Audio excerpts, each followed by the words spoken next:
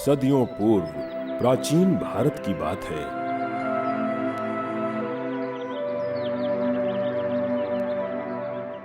हस्तिनापुर में पांडु नामक एक राजा राज करते थे। उनके 5 पुत्रों में युधिष्ठिर सबसे बड़े थे।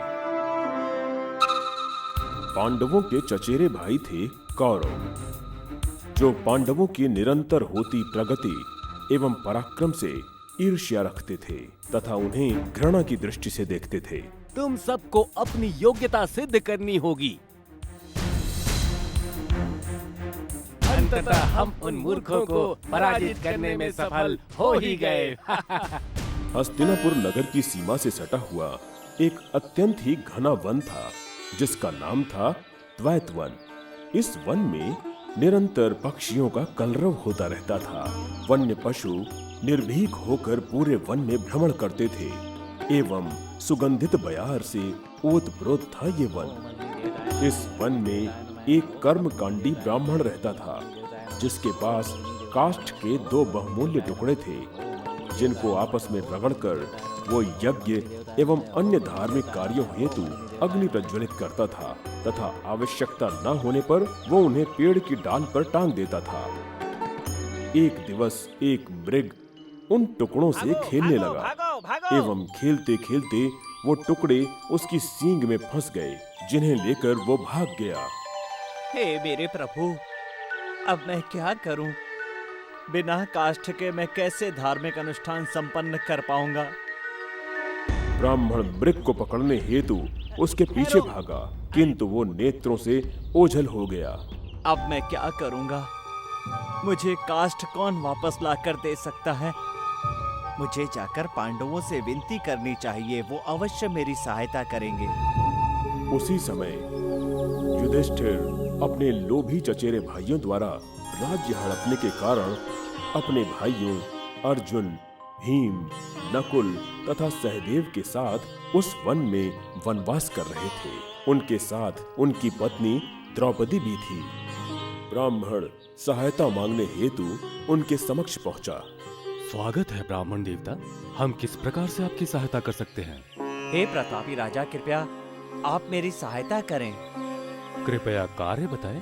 मेरे पास काष्ठ का एक जोड़ा था, जिसको रगड़कर धार्मिक अनुष्ठान हेतु मैं अग्नि प्रज्वलित किया करता था। दुर्घटनावश उस काष्ठ के जोड़े को एक मृग लेकर भाग गया। कृपया उसे वापस लाने में मेरी सहायता करें। आप चिंतित न हो, हम उस काष्ठ को ढूंढकर शीघ्र वापस ले आएंगे। पांडव मृग को खोजने हेतु निकल पड़े। शीघ्र ही उन्हें उसके पद चिन्ह दिखाई दिए, जिसकी सहायता से वो आगे बढ़ते गए। कुटिया से अत्यंत दूर उन्हें सींग में काष्ठ फंसाए हुए मृग दिखाई पड़ा। उस ओर देखो, वो रहा मृग। अर्जुन के बाण चलाते ही मृग अदृश्य हो गया। भ्राता युधिष्ठिर, वो मृग अदृश्य हो गया। कितने आश्चर्य की बात है। वो समीप ही कहीं छुपा होगा।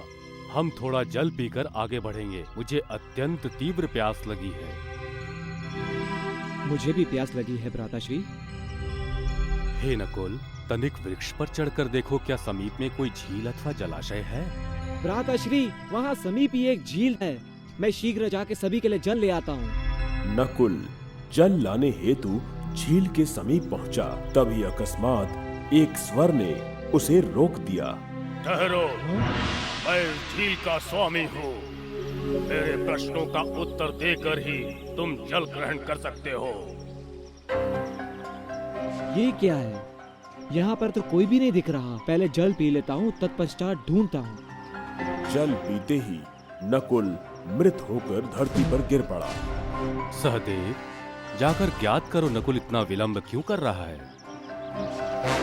सहदेव ने जैसे ही जल ग्रहण किया, वो भी मृत होकर गिर पड़ा। अर्जुन व भीम ने भी यक्ष के प्रश्नों का उत्तर दिए बिना ही जल ग्रहण किया तथा मृत हो गए। अंत में युधिष्ठिर अपने भाइयों को ढूंढते हुए झील के समीप आए। वो अपने भाइयों को धरती पर मृत पड़ा देखकर स्तब्ध रह गए। अपराजेय अर्जुन, शक्तिशाली भीम, नकुल तथा सहदेव, मेरे प्रिय बच्चों, ये तुम सबके साथ क्या हुआ? यहाँ कोई भी तुम सबके समान शक्तिशाली एवं पराक्रमी नहीं है। न तो कोई शस्त्र है, न ही कोई युद्ध का प्रमाण। कुछ समझ में नहीं आ रहा। युधिष्ठिर प्यास बुझाने हेतु झील के समीप गए। तभी ठहरो, एक स्वर ने उन्हें रोक दिया। मैं सारसराज इस झील का स्वामी हूँ। यदि तुम मेरे प्रश्नों का उत्तर दिए बिना ही जल ग्रहण करोगे तो दूसरों की भांति ही मृत हो जाओगे। कोई देवता अथवा असुर भी मेरे भ्राताओं का वध नहीं कर सकता। मुझे बताइए, आप कौन हैं? एक यक्ष उनके समक्ष प्रकट हुआ। हे यक्षराज, आप प्रश्न पूछिए, मैं उत्तर देने का प्रयास करूंगा। सच्चा ब्राह्मण कैसे बनता है? अपने जन्म, कर्म अथवा अध्ययन से। किसी व्यक्ति का व्यवहार ही उसे सच्चा ब्राह्मण बनाता है। संसार का सबसे बड़ा आश्चर्य क्या है? दिन प्रतिदिन असंख्य लोग मृत्यु को प्राप्त हो रहे हैं, तथापि जीने की इच्छा सदैव विद्यमान है। तुम धनवान कैसे बन सकते हो तथा प्रसन्न कैसे रह सकते हो? विलासिता का त्याग करने पर धनवान बन सकते हैं, तथा इच्छाओं का अंत ही प्रसन्नता का प्रारंभ है। तुम्हारे उत्तरों से मैं संतुष्ट हुआ। मैं तुम्हारे किसी एक भ्राता को पुनर्जीवित कर सकता हूँ। बताओ, किसे जीवित करूँ? कृपया नकुल को जीवित करें। नकुल को क्यों? अर्जुन अथवा भीम को क्यों नहीं? नकुल तो तुम्हारा सौतेला भाई है। मेरे पिता की 2 पत्नियां हैं, कुंती तथा माद्री। यदि कुंती का एक पुत्र मैं जीवित हूँ तो फिर माद्री का भी एक पुत्र जीवित रहना चाहिए। मैं तुम्हारी न्यायप्रियता से प्रसन्न हुआ। तुम्हारे सभी भाइयों को पुनर्जीवित करता हूँ।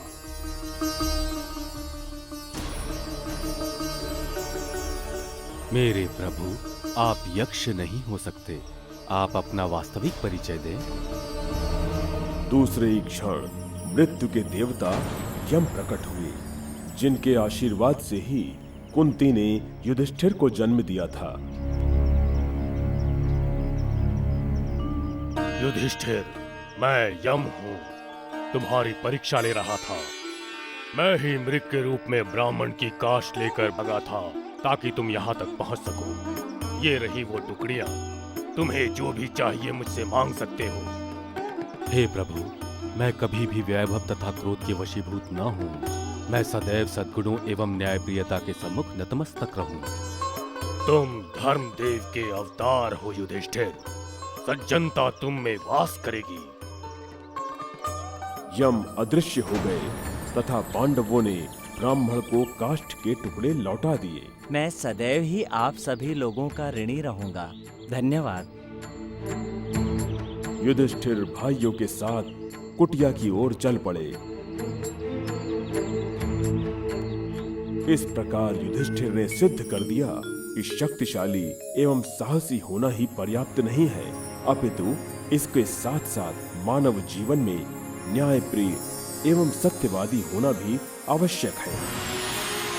कौरवों से चौसर में पराजित होने के पश्चात पांडव 12 वर्ष का वनवास तथा 1 वर्ष का अज्ञातवास काट रहे थे। जब वनवास की अवधि समाप्त हो गई, युधिष्ठिर ने कौरवों से शांति समझौते का प्रयास किया, परंतु ज्येष्ठ कौरव दुर्योधन समझौता नहीं, युद्ध चाहता था।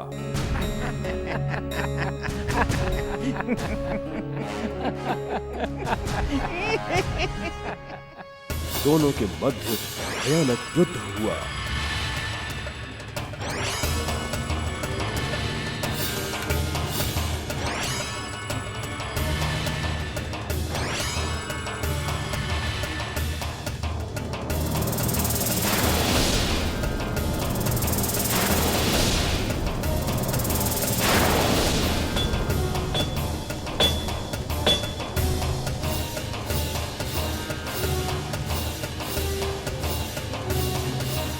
अंततः पांडव विजयी हुए, किंतु विजय के पश्चात भी युधिष्ठिर सदैव दुखी रहते थे। अब ये राज्य हमारा है, किंतु किन मूल्यों पर? अपने भाइयों, चाचा तथा बहादुर सैनिकों का वध करने के उपरांत मैंने इसे प्राप्त किया। मैं ये सब छोड़कर सन्यासी बनना चाहता हूँ। मुझे ऐसे राज्य का शासक बनने की तनिक भी इच्छा नहीं है। एक दिवस एक दावानल में युधिष्ठिर की माता कुंती एवं उनके चाचा की मृत्यु हो गई। ये समाचार नारद मुनि ने जाकर युधिष्ठिर को सुनाया। धर्मराज युधिष्ठिर, दावानल में आपकी माता व चाचा की मृत्यु हो गई है। देवर्षि नारद, मैं अब जीवित नहीं रहना चाहता। मैंने अपनी माता तथा अनेक प्रियजनों को खो दिया है। मैं इस संसार को त्याग कर स्वर्ग जाना चाहता हूँ।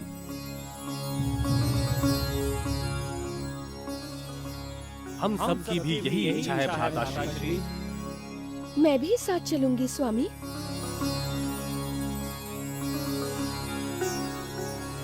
युधिष्ठिर ने अभिमन्यु के पुत्र तथा अर्जुन के पौत्र परीक्षित को राज सिंहासन पर आरूढ़ करके द्रौपदी अय्यों को साथ लेकर हस्तिनापुर त्याग दिया।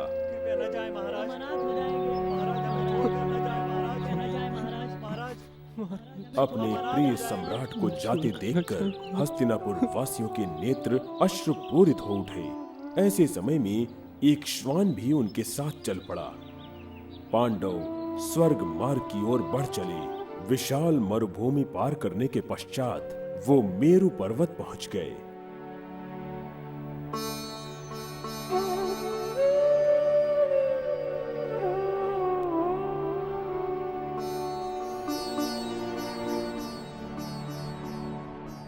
वो मानव रूप में ही स्वर्ग पहुंचना चाहते थे, जो मात्र पूर्ण निष्कलंक मानव द्वारा ही संभव था।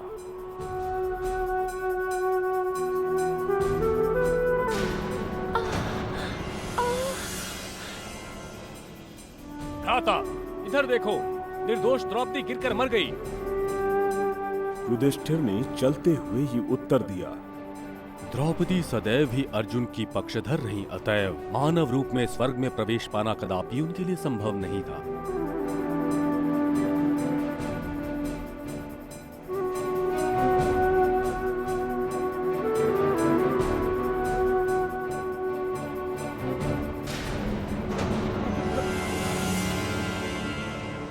भ्राता, सहदेव भी गिरकर मृत्यु को प्राप्त हो गया।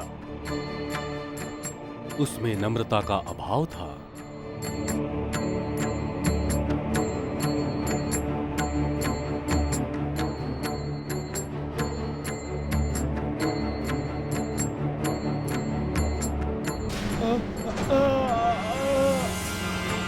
नकुल भी मृत्यु को प्राप्त हो गया। नकुल को अपने सुंदर रूप पर अत्यधिक गर्व था।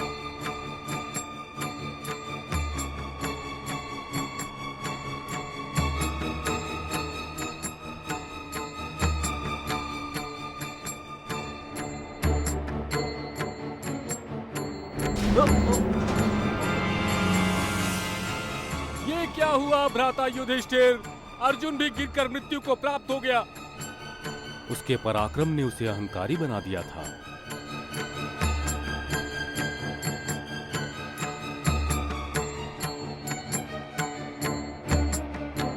उसी क्षण भीम की भी मृत्यु हो गई। भ्राता, मुझ में क्या दोष था? तुम लोभी थे। तुम अपनी आवश्यकता से अधिक भोजन करते थे। युधिष्ठिर श्वान के साथ स्वर्ग की ओर बढ़ते रहे। कुछ क्षण पश्चात आकाश में स्वर्गाधिपति देवराज इंद्र अपने ऐरावत हाथी पर सवार दिखाई दिए, जो उनके समीप ही आ रहे थे।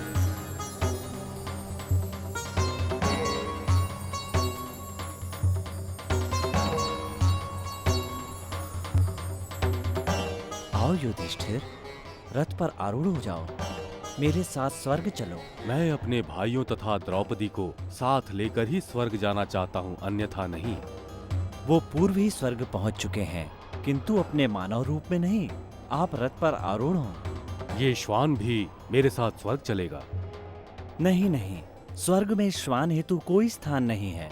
यदि इस निष्ठावान श्वान हेतु स्वर्ग में स्थान नहीं, तो मेरे हेतु भी स्वर्ग में स्थान नहीं हो सकता है। इस पशु हेतु क्या आप अपनी स्वर्ग जाने की इच्छा का त्याग कर देंगे? श्वान को छोड़ दें। मैं इसका त्याग नहीं कर सकता। इसने निष्ठा पूर्वक हमारा साथ दिया है। किंतु आपने भाइयों व द्रौपदी को त्याग दिया। अवश्य। वो सभी मृत हैं, परंतु ये श्वान अभी भी जीवित है। इसने मेरा साथ दिया है। अब ये मुझ पर आश्रित है तथा मैं इसे कदापि नहीं त्याग सकता। अकस्मात श्वान अदृश्य हो गया तथा यमदेव प्रकट हो गए। वो यम थे जो एक श्वान के रूप में युधिष्ठिर के साथ साथ चल रहे थे। युधिष्ठिर, तुम्हारे हृदय में सभी प्राणियों के लिए करुणा है। यही एक कारण है कि तुम सशरीर स्वर्ग में जाने के एकमात्र अधिकारी हो। युधिष्ठिर देवराज इंद्र के साथ स्वर्ग में निवास हेतु वहां से चल पड़े।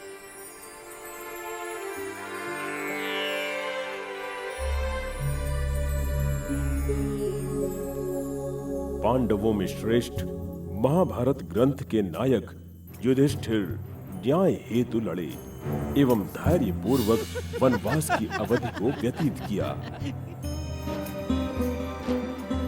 मानव को सिद्धांतों के साथ जीवन यापन करना चाहिए। जैसे युधिष्ठिर निष्ठावान श्वान के बिना स्वर्ग गमन को तैयार नहीं हुए तथा अपने सिद्धांतों पर अडिग रहकर स्वर्ग पहुंचे। मैं उस स्वर्ग में कदापि प्रवेश नहीं कर सकता जहां एक निष्ठावान श्वान हेतु कोई भी स्थान नहीं है।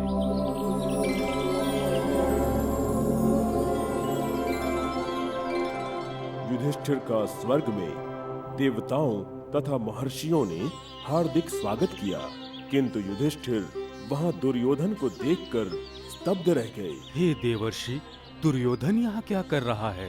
ये तो अत्यंत आश्चर्यजनक बात है। दुर्योधन ही उस महायुद्ध का उत्तरदायी है जिसमें अनेक मनुष्यों तथा मानवता का संहार हुआ है।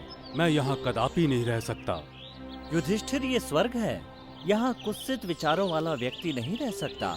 युद्ध में नायक की भांति दुर्योधन की मृत्यु ने ही उसे स्वर्ग के योग्य बना दिया। यदि अत्याचारी दुर्योधन हेतु स्वर्ग पहाड़ स्वर्ग है, तो फिर मैं ये जानना चाहूंगा कि मेरे भ्रातागण किस ऊंचे स्थान को ग्रहण करेंगे। मेरे प्रिय भाई कहाँ हैं? द्रौपदी कहाँ है? भाई कर्ण कहाँ हैं? कृपया उनके निकट ले चलिए। सुनो अनुचर, युधिष्ठिर को उनके बंधुओं तथा उनके मित्रों के समीप ले जाओ। स्वर्ग के मनमोहक मार्ग पर युधिष्ठिर देवदूत के साथ चल पड़े। वो एक ऐसी गुफा के सम्मुख पहुंचे जहां घोर अंधकार था तथा असहनीय दुर्गंध थी। उसी गुफा में उन्हें अपने भाई, द्रौपदी तथा अन्य बंधु बांधव दिखाई पड़े। उन्हें वहां देखकर युधिष्ठिर ने स्वर्ग जाने से मना कर दिया। दूसरे ही क्षण वो गुफा दैवीय प्रकाश से आलोकित हो उठी। तत्क्षण इंद्र तथा अन्य देवता वहां प्रकट हो गए। हे युधिष्ठिर, एकमात्र तुमने ही सदैव सत्य बोला, किंतु युद्ध में एक शब्द मिथ्या कहा कि द्रोणाचार्य का पुत्र अश्वत्थामा मारा गया, जिसके कारण द्रोणाचार्य की मृत्यु हुई। उस एक असत्य के कारण तुमने अत्यंत ही अल्प अवधि के लिए नरक देखा। आपके भाई अपनी उन भूलों के कारण अल्प समय नरक में रहे हैं जिन्हें आप जानते हैं। जिनकी योग्यताएं उनके दुर्गुणों से अधिक थी, वो पहले नरक गए, तत्पश्चात स्वर्ग आए। अब आपके भाई तथा आपकी पत्नी स्वर्ग में हैं। प्रिय पुत्र, तुम दोष विहीन हो। अपने भाइयों के लिए तुमने नरक में रहना चाहा। तुम करुणा के महासागर हो। पिताश्री, इन पवित्र तथा सिद्धांतपूर्ण मार्गों पर चलने की शक्ति मुझे आपसे मिली है। मैं आपको नमन करता हूँ तथा स्वयं को आपको समर्पित करता हूँ। मेरा आशीर्वाद है पुत्र, तुम अंतःगुणों से समृद्ध बनो। युधिष्ठिर अलौकिक गंगा में डुबकी लगाकर तथा पवित्र होकर जैसे ही बाहर आए, उन्हें देवराज इंद्र एवं यमदेव पुनः स्वर्ग लेकर चले गए, जहां अपने भाइयों एवं द्रौपदी से उनका पुनर्मिलन हुआ। आपका धन्यवाद प्रभु।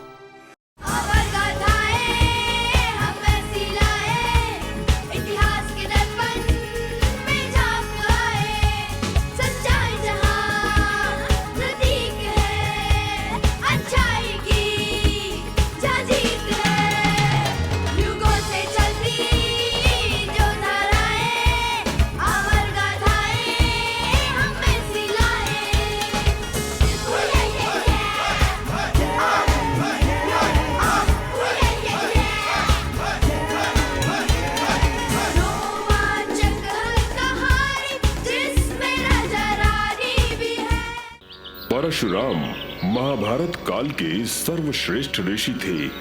वे कर्ण तथा द्रोणाचार्य के गुरु थे, जो कौरवों की सेना में थे। परशुराम जन्मजात ब्राह्मण थे।